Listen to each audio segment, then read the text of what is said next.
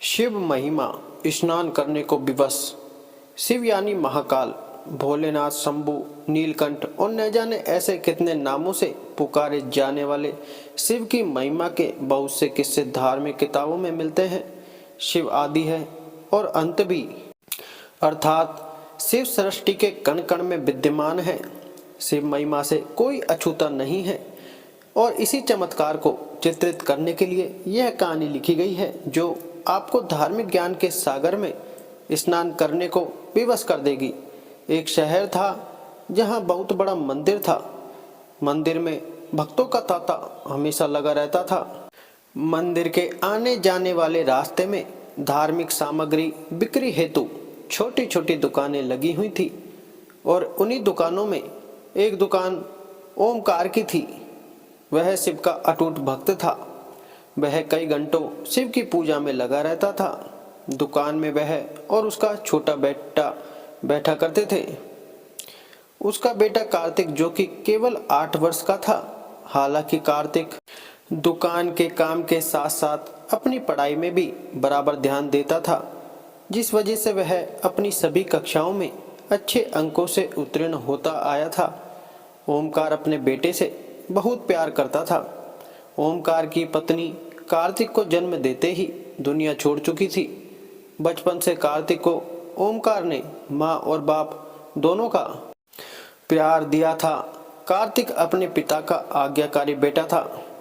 वह काम के साथ साथ दुकान का भी काम संभाल लेता था। उनकी जिंदगी बहुत मजे से चल रही थी।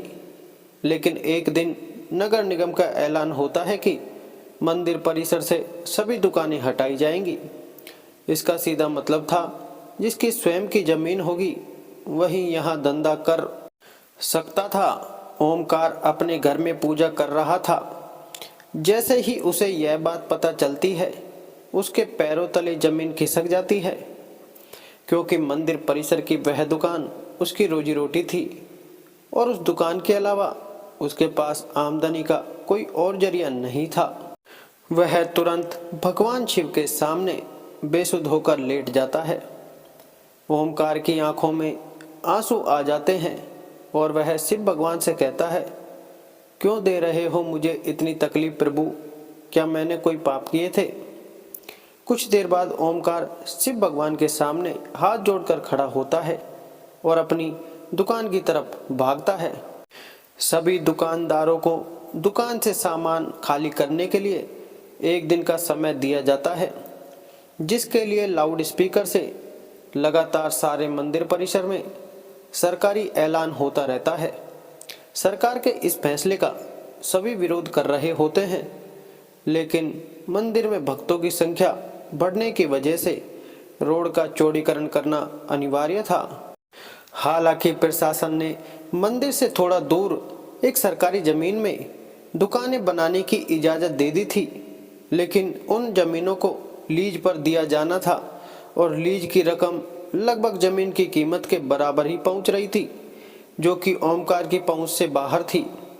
ओमकार दुकान के अलावा कुछ और काम नहीं कर सकता था, इसलिए वह लीज पर जमीन लेने के लिए आवेदन भर देता है और 2 ही दिनों के अंदर उसे 35% राशि जमा करवाने का नोटिस मिलता है।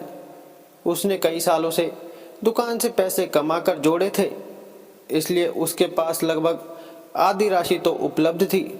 इसलिए वह 2 दिन के अंदर 35% रकम जमा करवा देता है और बाकी का बचा हुआ 15 दिनों के अंदर जमा करवाने का समय दिया जाता है। ओमकार अपने बेटे से कहता है कि बेटा, हमें यह जमीन कुछ भी करके लेना होगा। मेरे पास आधे ही पैसे हो पा रहे हैं, बाकी पैसों के लिए हम बैंक से लोन ले लेते हैं। कार्तिक उम्र में छोटा जरूर था, लेकिन वह बहुत समझदार था। वह अपने पिता की बात से सहमत हो जाता है।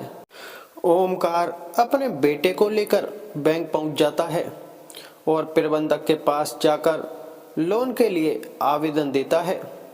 बैंक प्रबंधक उससे कहते हैं कि हम आपको बैंक लोन तभी दे सकते हैं जब कोई ऐसा व्यक्ति आपकी गारंटी दे जिसका खाता हमारे बैंक में हो।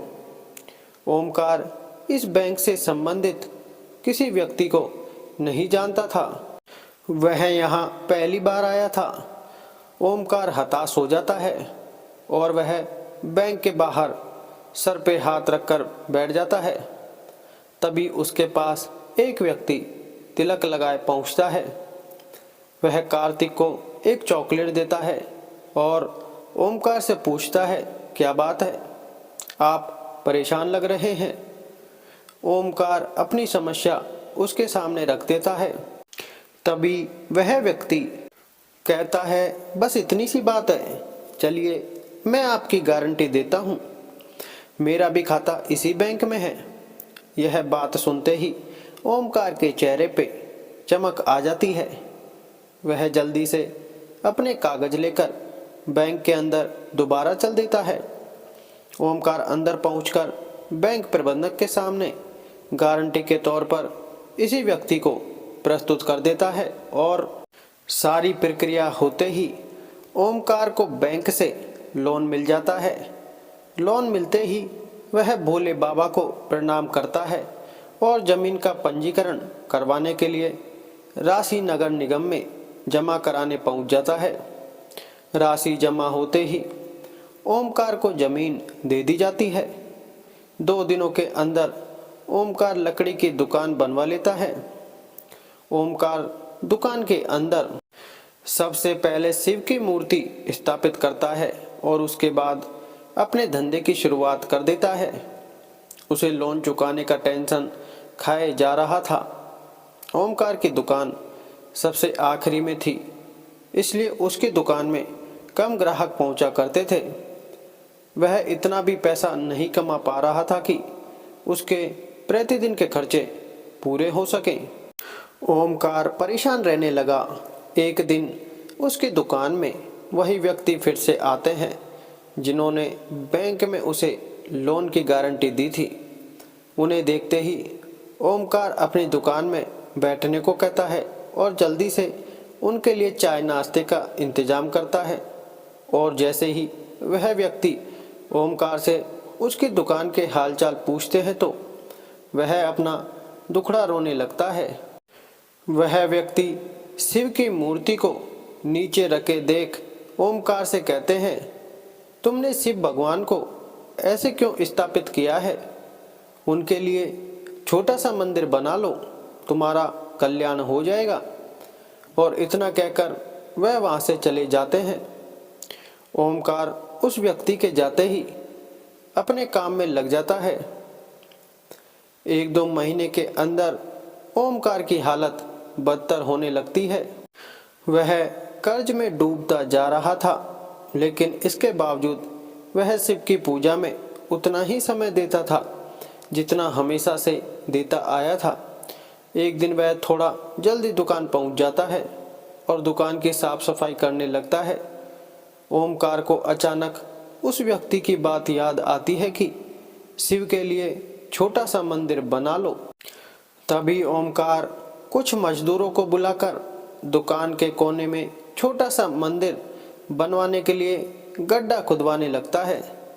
लेकिन बहुत प्रयास करने के बाद भी उस जगह पर गड्ढा नहीं हो रहा होता है और जब मिट्टी हटाकर मजदूर देखते हैं तो वह दंग रह जाते हैं। उन्हें एक विशाल शिवलिंग का ऊपरी हिस्सा दिखाई दे रहा होता है और जैसे ही वह किनारे किनारे मिट्टी हटाते हुए गहराई तक जाते हैं तो सभी के पसीने छूट जाते हैं, क्योंकि यह कोई साधारण शिवलिंग नहीं था। इसका आकार बहुत विशाल था और इसका पत्थर फौलाद से भी मजबूत था। शिवलिंग निकलते ही दुकान के चारों तरफ से हजारों लोगों की भीड़ जमा हो जाती है। दूर दूर से लोग वहां शिवलिंग देखने पहुंच जाते हैं। शिव की इतनी बड़ी मूर्ति जमीन के अंदर से निकलते ही खनिज विभाग के लोग उसे जब्त कर लेते हैं। शिवलिंग को मंदिर की संपत्ति मानकर मंदिर में स्थापित कर दिया जाता है, लेकिन मूर्ति निकलने की वजह से ओमकार की दुकान की कीमत आसमान छूने लगती है। सभी ग्राहक उसी की दुकान से सामान लेने के लिए लाइन लगाने लगते हैं। दरअसल लोग उस जमीन को शिव जन्मभूमि का अंश समझने लगे थे। शिव महिमा ने ओमकार का जीवन बदल दिया था और इसी के साथ यह कहानी समाप्त हो जाती है। भक्तजन वीडियो को लाइक करें, चैनल को सब्सक्राइब करें, बेल आइकन जरूर दबाएं। धन्यवाद। हर हर महादेव। कमेंट में हर हर महादेव जरूर लिखें।